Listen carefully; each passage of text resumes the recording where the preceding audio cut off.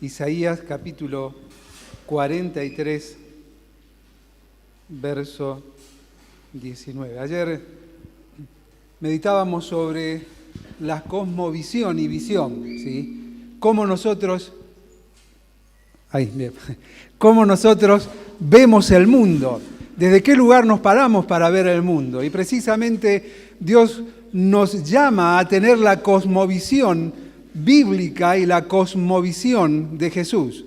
Esa cosmovisión bíblica que nos hace entender cuál es el propósito que Dios tiene a través de los principios que nos ha dejado en su palabra para que nosotros los cumplamos. Y cumpliéndolos de esa manera, alcancemos el propósito. Y el propósito nuestro es simple. ¿Cuál es el propósito que Dios tiene para nosotros? Ayúdenme.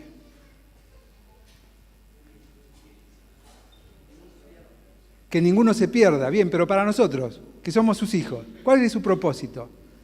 Que seamos ¿qué? Obedientes, bien, que seamos ¿qué? Testigos, que seamos ¿qué? Efesios capítulo 1, ya les doy una ayuda, porque en Efesios capítulo 1 dice, Dios el Padre, ¿cuál es el propósito que Dios el Padre diseñó para nosotros? ¿Cuál es el propósito por el cual Dios Hijo nos alcanzó por medio de su obra y cuál es el propósito por el cual el Espíritu Santo nos ha confirmado?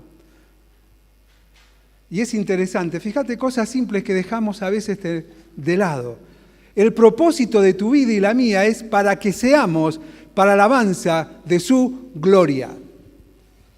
El propósito que Dios te ha dado a vos y a mí no es para que nosotros hagamos voluntariamente lo que nosotros queremos, sino que simplemente en una dinámica de vida, como vamos a ver hoy en el camino de la misión, podamos cumplir el propósito para el cual fuimos alcanzados por Él. El mismo apóstol Pablo decía, yo no quiero despegarme de ese propósito. Dice, me aferro fuertemente a aquello para lo cual fui asido, fui tomado, agarrado fuertemente por Cristo. Y es que cumpla su propósito, y es que sea para la alabanza de su gloria. Decía el profeta Isaías, a todos los llamados de mi nombre para gloria mía los he llamado, los alcancé, para eso los hice. Ese es el propósito. ¿Sabés que el propósito de Dios no es el hombre? Y me encantó la última canción. ¿Cómo puede ser que el Hijo de Dios, aquel que ha sido transformado por Él, tenga que ser motivado para entender que Él es el centro? Cuando todo se trata de Dios, ni vos ni yo estaríamos aquí si no fuese Dios el centro, sin necesidad de que nosotros lo reconozcamos. El Evangelio se trata de Dios. ¿Quién decidió acercarse a Dios? ¿Quién se conmovió en su cosmovisión eterna por tu condición y la mía, Dios? No fuimos nosotros, el centro es Él. Y hay una cosmovisión eterna, Él nos vio desde la eternidad. Y en la eternidad, en ese lugar que no dimensionamos ni podemos entender, pero al cual vamos solo por gracia de Dios, Él diseñó un plan para alcanzarte a vos y alcanzarme a mí. Y por si no lo entendíamos, desde el momento en que el hombre pecó, Él transmitió esa cosmovisión a Eva. Va a venir el Salvador de tu simiente. Y la cumplió, llegado el día del cumplimiento del tiempo, Gálatas 4:4, nació Jesús. Y por si todavía no entendemos, Jesús nos llevó a entender la cosmovisión bíblica bajo la cual debemos nosotros de vivir. Los discípulos decían, Jesús, Señor, come. ¿Qué le respondió Jesús? Juan 4. A ver, hay algo que no están entendiendo, muchachos. Y ya llevamos un par de años juntos, quizás me imagino, ¿no? Que Jesús pensaba y hasta quizás le dice, porque lo tenemos quizás demasiado formal en las Escrituras. Hay algo que no estás entendiendo. Todavía no entendés que mi comida y mi bebida, ¿qué es? Tener una cosmovisión bíblica. Hacer la voluntad del que me envió. ¿Cuál es la necesidad que te mueve en tu vida? ¿Cuál es la necesidad que te ha traído hasta este lugar, sabiendo que era una conferencia misionera? ¿Cuál es la necesidad? ¿Sabes? Quizás simplemente estás aquí porque estos momentos a veces son conmovedores, ¿viste? Escuchar historias, estar en los talleres como esta mañana, que si no viniste no sabés lo que te perdiste. Es algo movilizador, es algo interesante, pero no es ese el propósito que Dios tiene para nuestras vidas. Porque el propósito de Dios, la cosmovisión de Dios en nosotros y para nosotros, es una cuestión de vida cotidiana. Y en la vida cotidiana Dios quiere que nosotros podamos mirar las multitudes como Él las veía. Jesús miraba las multitudes y ¿qué dice? Tenía compasión de ellas. ¿Por qué? Porque miraba más allá. Las veía como ovejas que no tenían pastor. Qué bueno, las multitudes. Como nos gusta ser muchos, ¿no? Es bueno. Pero Jesús se conmovía también con los grupos pequeños. Y habiendo esperado 4 días, fue a la casa de sus amigos. Y su amigo Lázaro había muerto. Y está uno de los versículos más cortos, que dice, ese lo tenemos que saber todo, ¿no? Jesús lloró. ¿Pero por qué lloró? ¿Por qué lloró Jesús?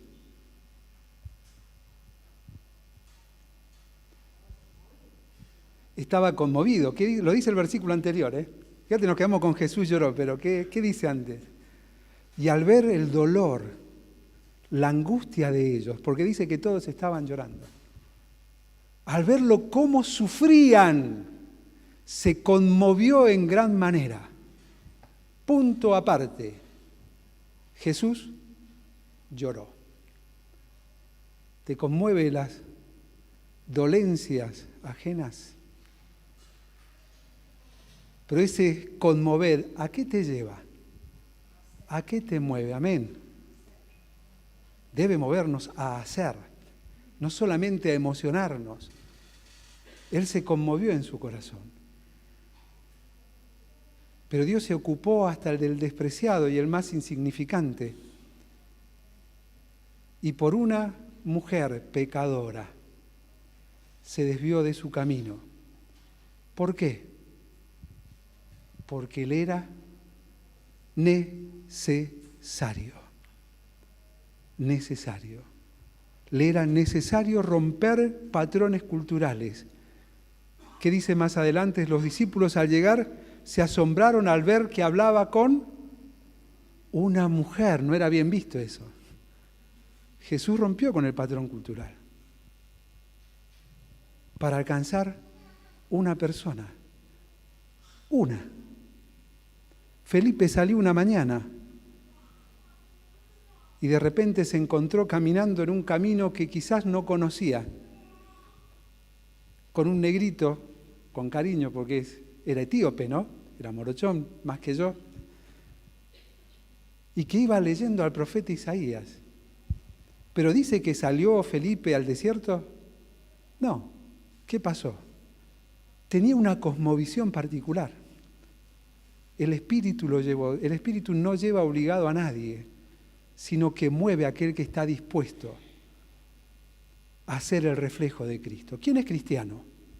Levanten la mano.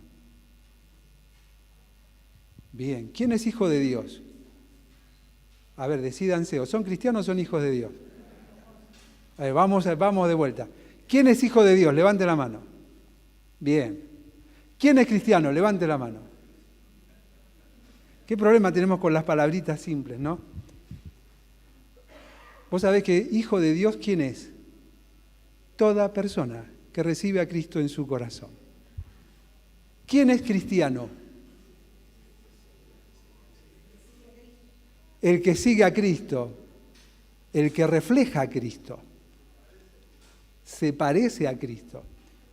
Vos sabés que es una palabra que usamos medio orgullosos de serlo, pero es una palabra que no tenemos autoridad ni derecho de decirla. Porque los Hechos de los Apóstoles, ¿quiénes usaron esa palabra? Los pecadores. ¿Por qué? Porque había un grupo que los molestaba. Y no era una palabra de honor, era una palabra de desprecio. ¿Qué te haces? ¿El Cristito? ¿El pequeño Cristo? No me vengas a mí con eso. Algo que nació en desprecio, nosotros lo hemos llevado a la categoría de honor. Y digo, soy cristiano. Yo no tengo derecho de decir que soy algo que los demás tienen que ver en mí. El cristiano es el reflejo de Cristo, visto por los demás. Es la cosmovisión en acción. Es decir, es andar en el camino de la misión. Esa misión que nos ha sido encomendada a todos. Isaías 43, 19 dice: He aquí, yo hago cosa nueva. Pronto saldrá a la luz. ¿No la conoceréis? Otra vez abriré camino en el desierto y ríos en la soledad. He aquí, yo hago cosa nueva. Pronto saldrá a la luz. Hay otra versión que me gusta, cómo lo traduce, que dice: ¿Sabés? Yo estoy haciendo algo nuevo. ¿No lo querés ver? ¿No lo querés ver? ¿No querés ver a Dios obrando? ¿No querés ver a Dios abriendo caminos donde no lo hay? Dando provisión en tierra seca y árida donde no podés encontrar nada ni siquiera para comer. ¿Querés verlo? Bueno, asumí el desafío. Comenzá a andar por el camino de la misión. Comenzá a andar precisamente en la determinación soberana para tu vida y la mía. Porque lo que Dios determinó en los cielos, en su soberanía, fue de un consenso divino. Citábamos Efesios capítulo 1, Dios el Padre diseñó un plan para alcanzarnos. ¿Para qué? Para que seamos para alabanza de su gloria. El Hijo vino a este mundo, murió en la cruz del Calvario, ¿para qué? Para salvarnos. ¿Y para qué? Para que sea para alabanza de la gloria de su gracia, dice. Y a partir del verso 13 dice que el Espíritu Santo nos ha sellado, ¿para qué? Para que seamos para alabanza de su gloria. La determinación soberana de Dios en ese consenso divino pleno. Cada persona de la deidad determinó que vos y yo tuviésemos un propósito. Y que es que nuestra vida le dé la gloria a Dios. No la gloria a los hombres, la gloria a Dios. Anoche hablábamos de un grupo, ¿sí? Las tres sí, ¿recuerdan? La primera, identidad. Dios cambió mi identidad. La segunda, identificación. Había un grupo, eran 12. Y lo tercero, cuando abren la boca, muestran el interés, la cosmovisión de Dios en acción, a través de sus hijos. Pero leí a nuestro hermano una porción, Hechos 7. ¿Cuántos habían al lado de Esteban? ¿Lo leíste? ¿Cuántos habían? Había muchos, pero que se identificaban, que tenían una identidad nueva. ¿Cuántos habían? Ninguno. Pero él no cayó, el interés que lo motivaba, que lo movía. Y arrancó hablándole a todos. Y les predicó el Evangelio del Dios de la Biblia. El Evangelio del Dios de la Biblia es un evangelio que confronta. Déjame decirte que no hay porción en la Biblia que diga que el deseo de Dios, el propósito de Dios es abrazar al hombre triste y angustiado. El deseo y el propósito de Dios es salvar a aquel que se había perdido. Eso vino a hacer, a esos vino a buscar. Ese era su objetivo. Cuidado con el evangelio que predicamos. Dios no ama a las multitudes, aun cuando ama a las multitudes. ¿Cómo es esto? Qué contrariedad, ¿sí? Dios ama a todos, murió por todos. Es una gran verdad. Es una gran verdad. Pero no todos le dan la gloria a Él. Y pueden cumplir el propósito, sino solo aquellos que en esa cosmovisión divina, en ese consenso de la deidad, en su determinación soberana, fueron Hay una palabrita que es media compleja, ¿no? Aunque es muy simple. Escogidos. Decía el apóstol Pablo, nos escogió en Él, en Jesús, antes de ¿qué? La fundación del mundo. Ese es el propósito de Dios. Ahora, ¿qué eligió Dios? Y quiero que te vayas del debate teológico que vienen de distintas corrientes para que te vayas y aprendamos a disfrutar la elección soberana. ¿Qué eligió Dios? Dios eligió amarme. Cuando me puedas explicar cómo fue esa elección soberana de amarme, pasemos a la discusión de los elegidos para ser salvos. Deja de intentar entender a Dios. Lo decía el profeta Isaías, dice Dios, mis pensamientos no son tus pensamientos. Deja de intentar entenderme. Mis caminos no son tus caminos, como tus caminos.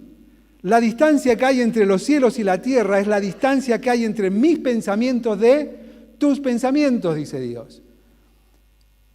Pero estamos muchas veces enfocados en debatir sobre cuestiones que lo único que hacen es dividirnos y olvidarnos o desenfocarnos del propósito para el cual fuimos alcanzados por Dios. Darle la gloria a Él. Y podemos solamente darle la gloria a Él cuando manifestamos nuestro interés llevando el evangelio de salvación a toda nación, a toda etnia. Ese es el propósito soberano de Dios. Es eso lo que Él determinó en consenso divino. Para que yo entienda cuál es el contexto mío, que no es el contexto de Dios. Allí en Isaías capítulo 55 dice, a ver, ¿desde cuándo el barro le dice al alfarero cómo tiene que moldearlo? Parafraseado, obviamente, ¿no? ¿Desde cuándo el barro le habla al alfarero y le dice, no, haceme así? Esto es así. El alfarero hace las cosas como él quiere. Y cuando yo soy rebelde, ¿qué hace el alfarero? Me rompe en pedazos. Para que entienda que no se trata de mí, se trata de Él. Ese es el camino por el que debo andar. El camino de la transformación continua. El camino de entender que cumplir mi misión no es una cuestión de obedecer mandatos. ¿Cómo? Si la gran comisión no es un mandato. No. Pero ¿acaso Mateo capítulo 28, qué les dijo el Señor Jesucristo? Por tanto, id. O sea que si no vas, estás desobedeciendo. Bueno, déjame aclararte en el original esa expresión que se traduce así. Debiera de traducirse, mientras vas por el camino, hacé discípulos, enseñándoles que guarden todas estas cosas. Mientras vas por el camino, es que es una cuestión, una dinámica de vida. No es una cuestión de yo decido cuándo, cómo, dónde. Es una dinámica natural de vida. Es algo que debe fluir mientras voy por el camino. ¿Qué haces?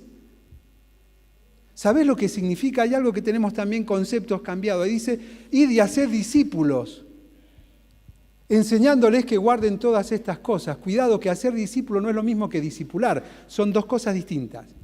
Discipular es enseñándole que guarden todas estas cosas. Pero id y haced discípulos es andá y llevarles el evangelio del reino de Dios. Está hablando de evangelización. ¿Cuándo? Mientras vas por el camino.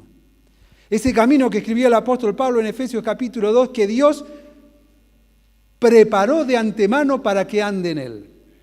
Y es un camino de ¿qué dice? Yo cité la última parte del versículo, díganme la primera. Arranca con algo hermoso, hablando de lo que Dios es y las capacidades que nos ha dado. Dice, porque somos una obra de arte suya. ¿Sabes? Esa palabra hechura es tremenda, porque está hablando de una obra de arte. Aquellos que son buenos expositores y elocuentes lo intentan traducir, somos una poesía, que no está mal. Somos su poesía, el trazo de su pluma, de su corazón, con la tinta de la sangre de su Hijo. Eso es lo que somos, una obra de arte. Somos hechura suya. Y hacemos un alto ahí. Cuando ves al espejo, ¿qué ves? ¿O por qué te miras al espejo en las mañanas?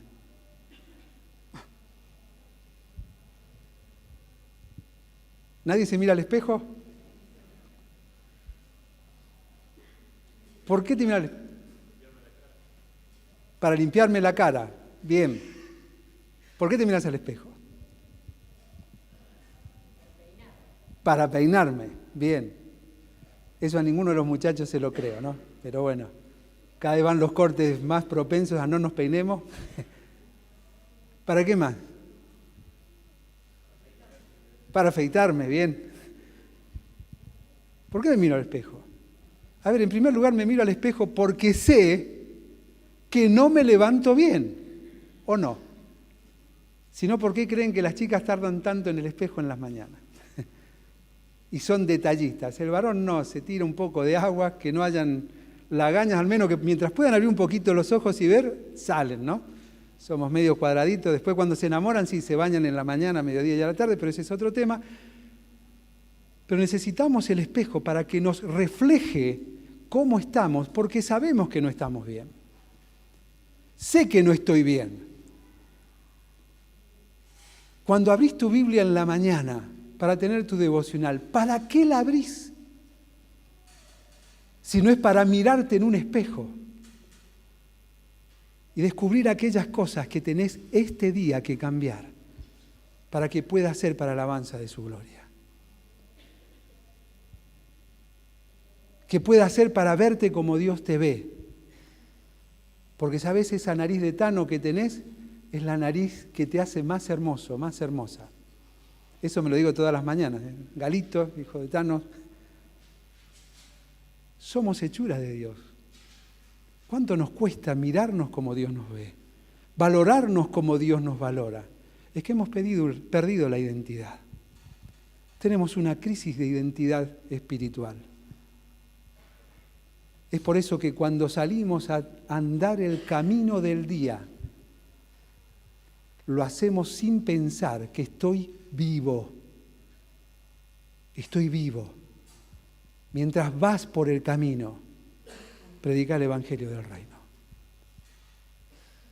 Discipulá a aquellos que reciben a Cristo. Entendé que los pasos van más allá. Van desde Judea, Samaria y hasta lo último de la tierra. Ese andar cumpliendo ese propósito es entender tu último de la tierra. ¿Cuál es tu último de la tierra? ¿Cuál es tu último de la tierra? China, supongo. Tenemos la idea que nosotros estamos acá y los chinos están acá abajo, ¿no? Esas son las ideas de los dibujitos de Hollywood que nos han metido. No tengo idea en qué dimensión estamos. Pero ¿cuál es tu último de la tierra? India. Bien. ¿Cuál es tu último de la tierra?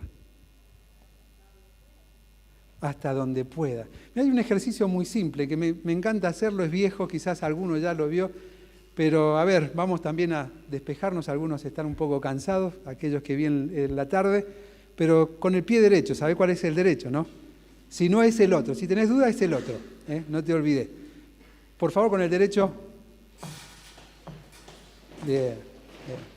Con el otro derecho, porque alguno seguro que hizo el izquierdo, dale. Bien, bien, te circuló la sangre, ¿no? Ahora puedes pensar mejor. ¿Cuál es tu último de la tierra? El prójimo. ¿Cuál es tu último de la tierra? A ver, que nos circule la sangre de vuelta con el derecho, 3 golpecitos. Con el izquierdo o el otro derecho. ¿Cuál es tu último de la tierra?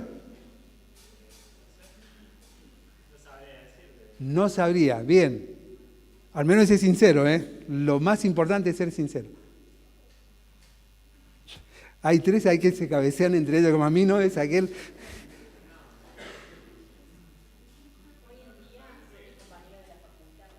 Hoy en día son tus compañeros de la facultad. Última vez que hacemos el ejercicio, si no, no nos vamos hasta mañana. Vamos con el derecho, uno. El otro derecho. Bien. ¿Cuál es tu último de la tierra?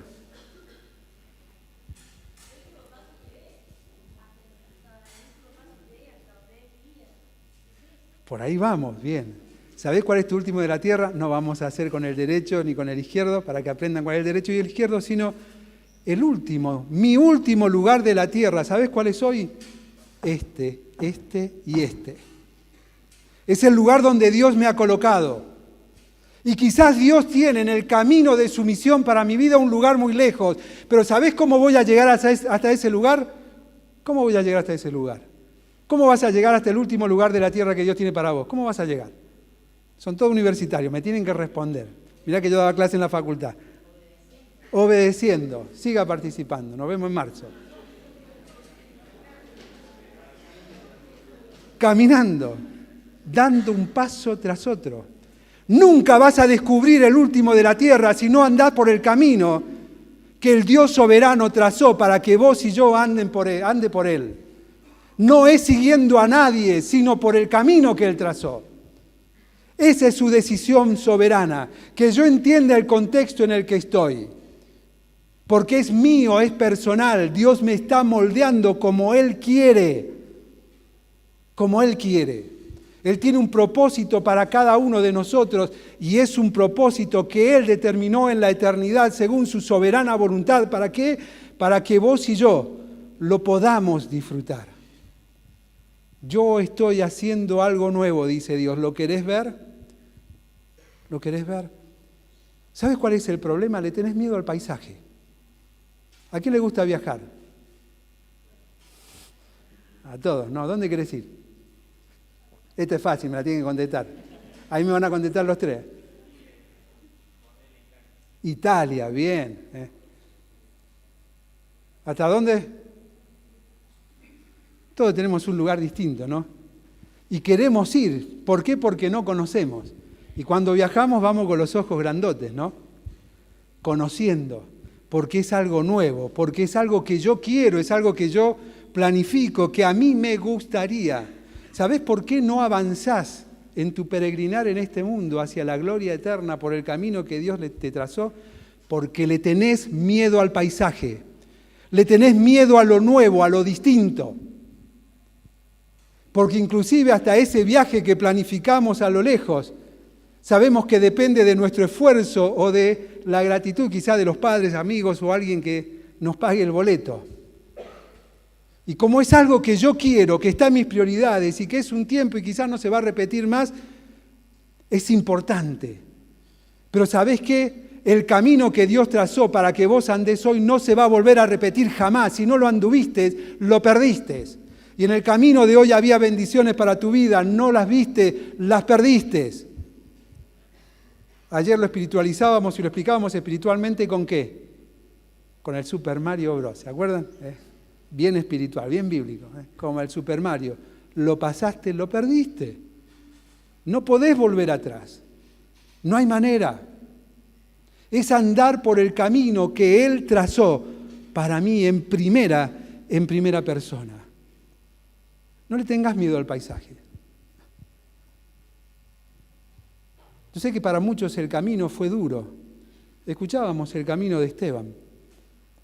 Arranca Esteban tremendo el camino, el paisaje que los demás disfrutaban en Esteban. ¿Te acordás lo que pasó en Hechos 6? Habían problemas, qué raro, ¿no? Entre chicas, qué raro, ¿no? Bueno, entre muchachos también hay. ¿Y qué dijeron los discípulos? Elijan a 7 varones de buen testimonio, llenos del Espíritu Santo y sabiduría, a quienes les encarguemos que sean los predicadores y los pastores de la iglesia acá en Jerusalén. ¿Dice eso? ¿Qué tenían que hacer? Lo que nadie quiere hacer. Servir a las mesas. Servir a las mesas. Y todos dijeron, che, hay un pibe ahí. ¿Cómo se llama? Esteban. Y Esteban mostró más allá de disfrutar él el paisaje como lo vemos minutos antes de morir, él demostró que su vida arrastraba un paisaje de la gracia y el amor de Dios. Porque ¿qué dice? Escuchábamos la porción que la leía nuestro hermano. Bueno, esa parte no la leyó, pero dice que al verlo todos, era lo que seguía de la porción que leyó. ¿Qué vieron en Esteban? Vieron en Esteban como el rostro de un ángel de Dios. Es que cuando disfrutamos el paisaje de andar en sus caminos, ¿sabe qué venimos contando? ¿Qué venimos reflejando? Toda la novedad de ese paisaje, que muchos se sorprenden porque nunca lo vieron. ¿Cuánto hace que no ves a Dios obrar? ¿Cuánto hace que no ves a Dios abrir caminos donde no los hay? Pero cuando están los parciales y por el trabajo, por otras actividades, no llegaste, viste que ahí nace la vida de oración, ¿no? Señor, yo te pido y lo voy a alcanzar a leer al menos una vez todo el material. Señor, ayúdame que quede en mi cabeza, ahí nos nace toda. Pero en el diario vivir, en el diario andar, no le tengas miedo al paisaje. No le tengas miedo al paisaje. Deja de buscar compañeros para andar por ese camino, porque el camino es tuyo, es personal, es diseñado por el gran creador de los cielos y la tierra, que dignó tiempo en la eternidad para crear un poema, no solamente a vos como un poema de Él, como una obra de arte de Él, sino diseñar un camino que es una obra de arte. Es una obra de arte para que andes por Él. ¿Estás andando por Él?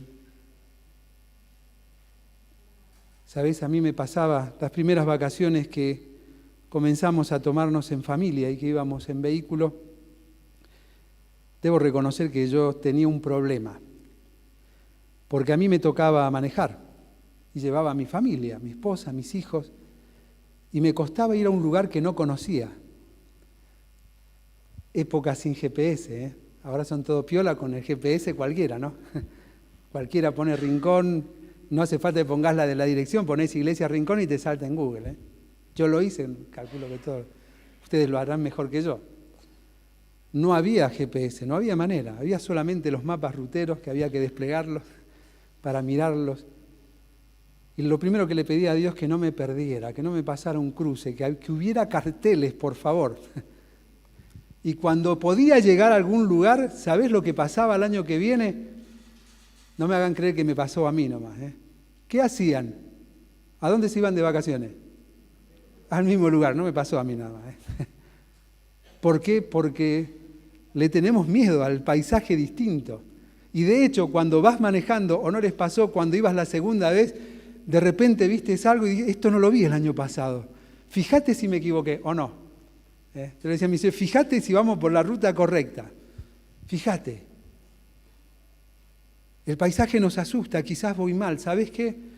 El paisaje de andar en el camino que Dios trazó es un paisaje que vas a descubrir nuevo todos los días. No es el mismo. ¿Te animás a andarlo? Es un camino donde vas a ver a Dios obrar.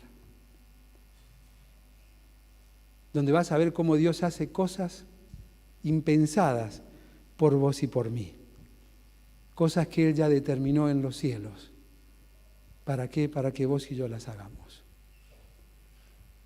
El camino de la misión a veces tiene desvíos que no nos son convenientes, pero sí nos son necesarios.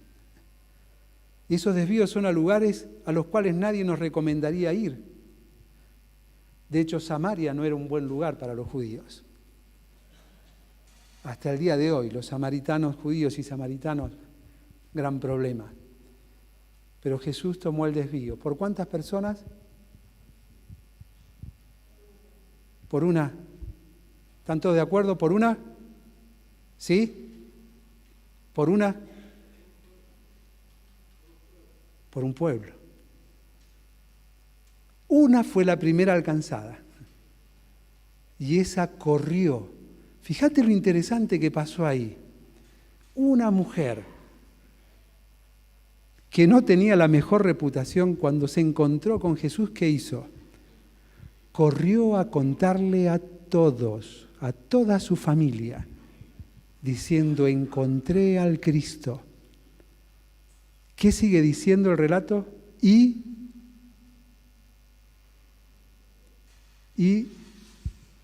muchos creyeron. ¿Por qué? Por el testimonio de la mujer. Acto seguido, ¿dónde fue Jesús? A la casa de la mujer. ¿Y qué dice después? Y muchos más creyeron en Jesús. Muchos por el testimonio de ella y muchos más por Jesús. ¿Por cuánto se desvió Jesús? Por toda una ciudad. Fíjate lo que podés alcanzar. Pablo sale de los judíos, ingresa a los gentiles y se encuentra con cuántas personas. Fíjate qué casualidad. Con una que, ya le dije una, no, es fácil. Una mujer llamada Lidia, vendedora de púrpura. Y Lidia recibe a Cristo. ¿Qué hace Lidia? Trae a todo el mercado, porque era una vendedora. Abre las puertas a la ciudad.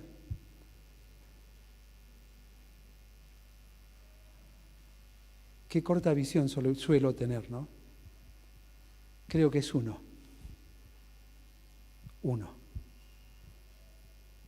Pero dice: mientras vas por el camino, hacé discípulos.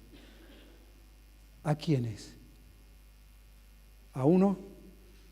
A todas las etnias. Se traduce naciones, en el original etnos, etnias. A todos los pueblos, por insignificantes y despreciados que sean. Ese es el propósito, ese es el camino de la misión. Es un camino donde destilamos lo que somos, sin importar cómo los demás nos ven. Marcos Vidal revela mi edad, ¿no? Me encanta Marcos Vidal. Díganme que todos conocen y han escuchado al menos alguna vez a Marcos Vidal. Tiene una visión del camino en la misión que me encanta. Porque no habla de samaritanos, no habla de judíos, habla de los músicos, habla de los plomos o los que preparan para la música, habla de los pastores, habla del hermano común y habla de un gitano que me encantó, porque en su cultura, cuando tomó esta idea, era lo que más identificaba culturalmente como alguien que no era bien visto. Y eso no quiere decir que esté bien. Pero aquel que no era bien visto, ¿qué hizo? Hizo lo que los supuestos espirituales y mejores personas no hicieron. Fue por el camino, pero iba atento a lo que había al costado. Y no solamente se compadeció con el dolor ajeno, sino que hizo algo que nos cuesta hacer. Parar.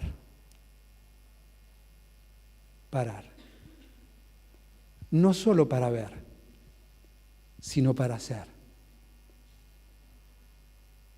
Y para invertir algo que era impensado y que no estaba en su presupuesto. Porque alzó a aquel que había sido atacado por los ladrones, lo sanó, lo curó él, lo llevó a un hotel, lo dejó, pagó él. ¿Y qué dijo? Cuando vuelvas, si algo falta, yo te lo pago. Ese es el camino de la misión. Ese es el paisaje que te encontrás. No dice que se lo encontraba todos los días, pero hubo un momento en su vida que eso pasó. Es que eso es servir a Dios. Servir a Dios no es estar ocupado en ministerios.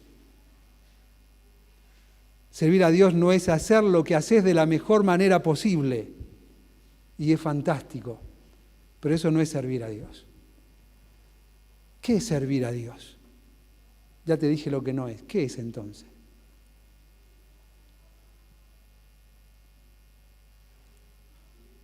Vivir para Él, bien. ¿Qué es servir a Dios? ¿Qué te parece que es servir a Dios?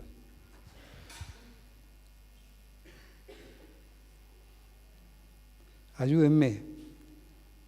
Al menos digan, para saber que no están dormidos. Hay algunos que desarrollan la habilidad de dormir con los ojos abiertos, ¿no?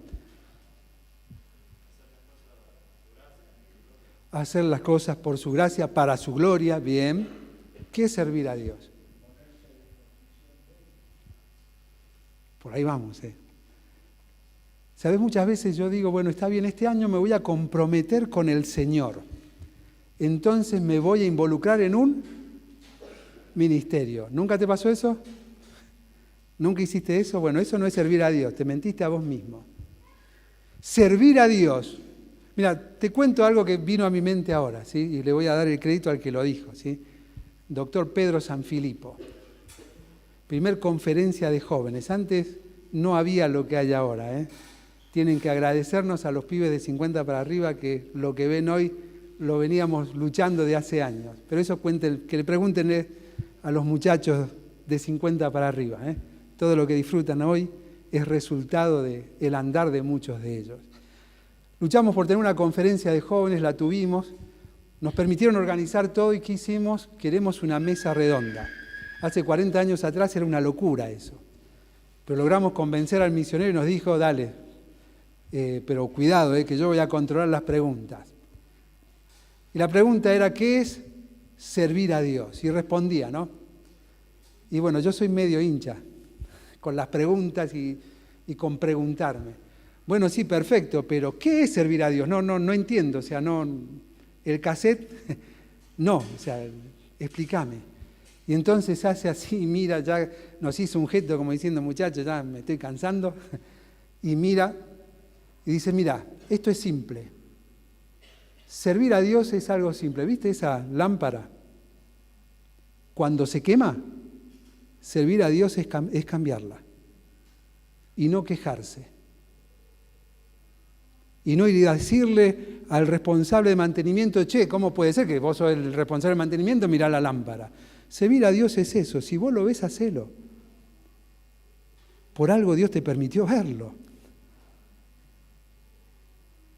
No más pregunta de eso.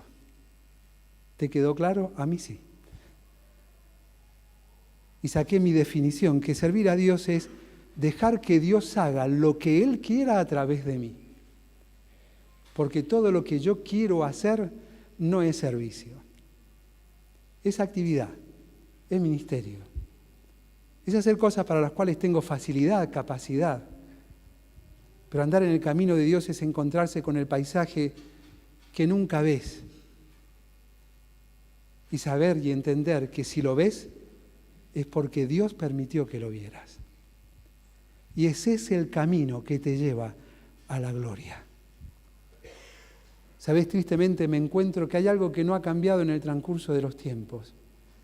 Muchos creen que la gloria o alcanzar la máxima expresión es poder estar en algún lugar de estos. Sea allí, que no entiendo cómo siguen cantando. Esta tarde, pobre, estuvieron 2 horas cantando y siguieron acá. O estar detrás de un púlpito, recibir el reconocimiento. No, la gloria no está allí. La gloria no está ahí. Y bueno, es que para hacer cosas necesito motivación. Algo que me impulse. ¿Cómo hago para obedecer a Dios? Sabés que la obediencia no es una cuestión de decisión circunstancial. Es una cuestión de vida. Dice el apóstol Pedro, 1 Pedro 1:2, que Él nos salvó habiéndonos predestinado, ¿sí? Habiéndonos escogido según su presciencia, su pregnosis. Dice, ¿para qué? Para obedecer. ¿Sos obediente? Y cierro con este ejemplo antes de cerrar con una dirección hacia el camino de la gloria que trazó o escribió un poeta hace muchos años. Nosotros creemos que esa es la gloria. No, la gloria es simplemente hacer lo que debo hacer. Es tener anhelo de aquello que el mismo Jesús le decía, de que llegue el momento al final del camino en que Él diga, siervo fiel. En lo poco, inútil en muchas cosas, pero en lo mucho te pondré. Entra en el gozo de tu Señor. La gloria no es el reconocimiento de los hombres, es que su propósito sea cumplido en mí. ¿Necesitas estímulo? ¿Necesitas motivación? ¿Cuál era la motivación de Pablo? Considerado el gran misionero, ¿no? ¿Cuál era su motivación? Cristo. Bien, ¿cuál era su gran motivación? Gálatas. Ya te doy más pistas. Ahí habla de su gran motivación. Hay una palabra que repite o habla de ese hecho de manera constante a los Gálatas. Su motivación era la cruz. Con Cristo estoy,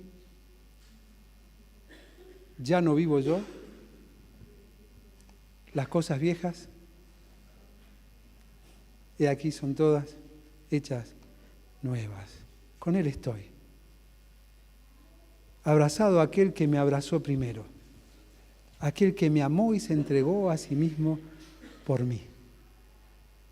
Ese es el camino de la misión. El camino de la misión es entender lo que Pedro decía en su primera carta. Ya está. ¿Tenés a Cristo en tu corazón? Ya basta, porque te alcance el tiempo pasado, dice, para haber vivido desordenadamente, decía Pablo, ¿sí? Vivido en placeres, en concupiscencias de la carne, ¿sí? En los deseos, en los placeres. Y Pedro nos trae y dice, bueno, ¿sabés qué? Cuando andés por este camino, el camino de la misión, todos aquellos que te conocían y te conocen se van a sorprender. ¿De qué? ¿De qué? Vamos a la Biblia. 1 Pedro, porque quisiera que lo encuentren ustedes.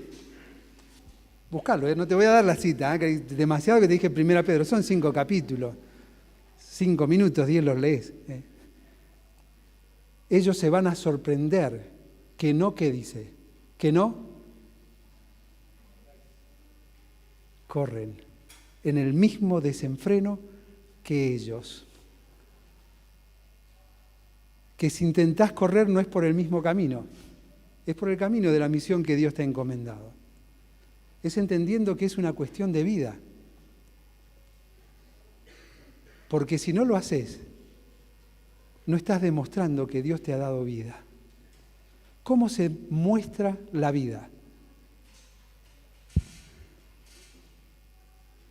Fácil la pregunta, ¿eh?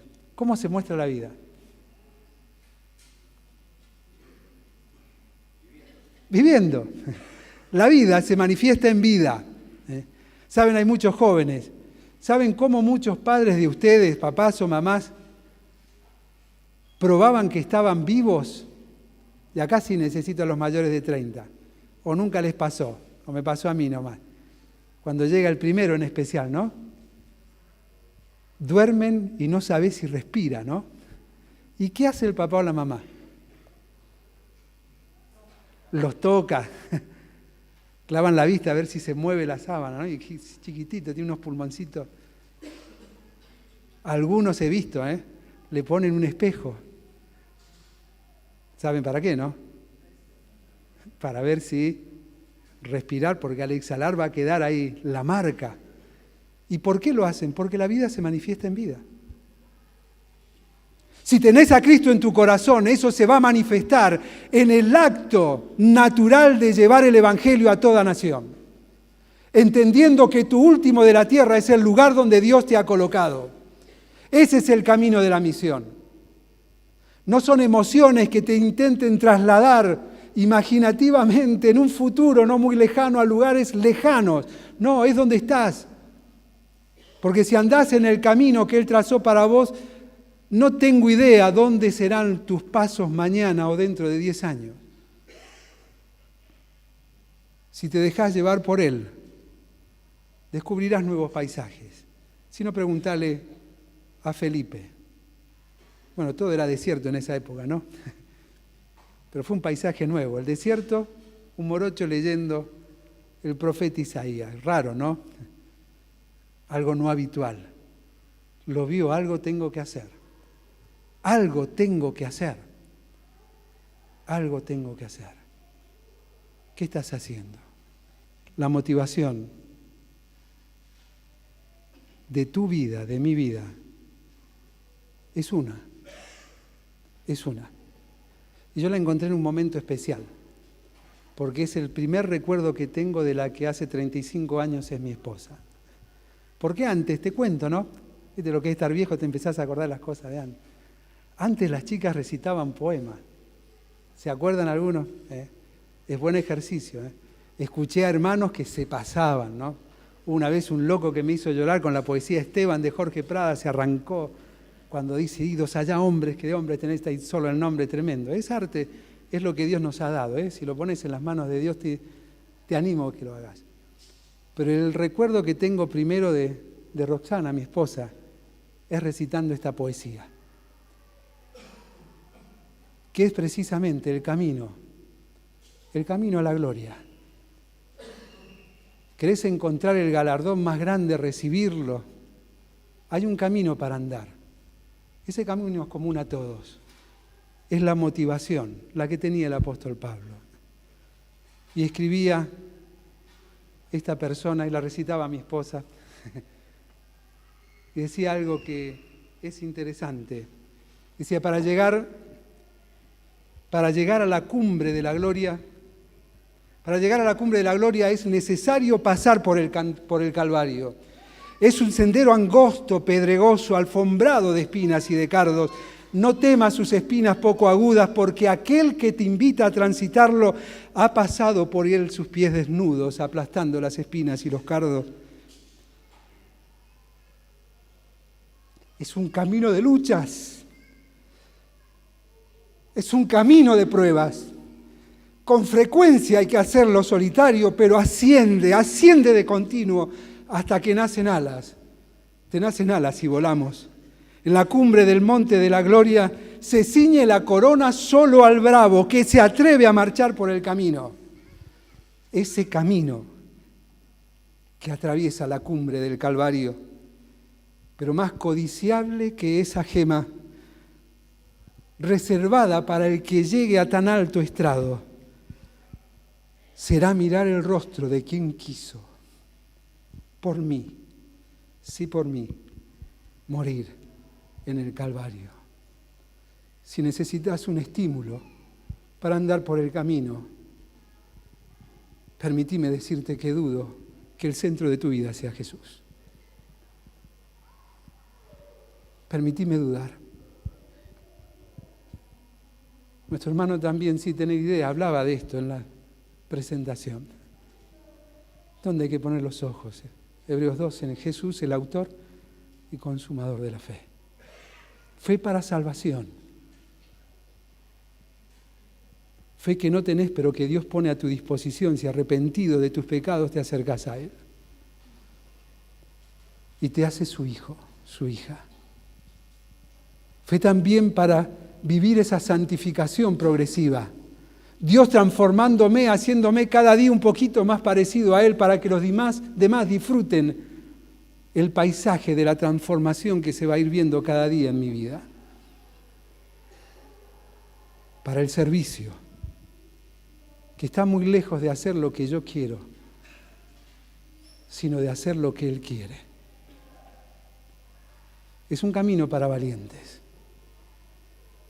Pero no le tengas miedo, porque a veces asustamos con esa expresión. Es un camino de alegrías. A veces nos cuesta tener presente las alegrías, porque nos duelen las tristezas. Pero cada tristeza, cada herida, tiene el propósito de aquel que envió a su Hijo a morir en una cruz, y es que le conozca un poco más. Que le conozca un poco más, que anhele todos los días un poquito más, un paso más. y aún quizás con lágrimas en los ojos, al mirar las heridas del corazón y ver las cicatrices, unirme al apóstol cuando le decía a los corintios, bendito sea Dios, aquel que le tengo que dar la gloria. Bendito sea aquel que en medio de mi dolor estuvo presente, me consoló y me enseñó que Él es un Dios de propósitos, que nada lo permite al azar. Y su propósito era que le conociera más a Él, ser consolado por Él. ¿Para qué? Para que con la misma consolación con que soy consolado, ¿qué dice? Siga avanzando un pasito más. Porque en el camino me voy a encontrar a alguien que va a necesitar ayuda y lo voy a poder ayudar porque yo viví algo similar. Y ahí voy a entender por qué Dios me hizo pasar lo que pasé. Y si estás hoy aquí, aun cuando quizás te preguntes dónde estaba Dios cuando me pasó aquella situación, ¿sabes dónde estaba? Junto a vos, preservando tu vida. Estaba preservando tu vida para que le conozcas, para que le disfrutes, para que entiendas que todo lo que te ha permitido vivir es porque tiene un propósito, que seas de bendición a otros. Asumí el desafío. El camino es difícil, pero como decía el poeta, camino de espinas y de cardos, pero, no sé si le prestaste atención, que dice, aquel que te invita a transitarlo, pisó con sus pies desnudos, aplastando las espinas y los cardos. Decía Jorge Pradas, el camino de la misión del cristiano es un camino de rosas, que aunque a veces duelan las espinas, el aroma que te acompaña es inigualable, porque es como el aroma de la presencia de Dios. Nos ponemos de pie para cerrar con una oración.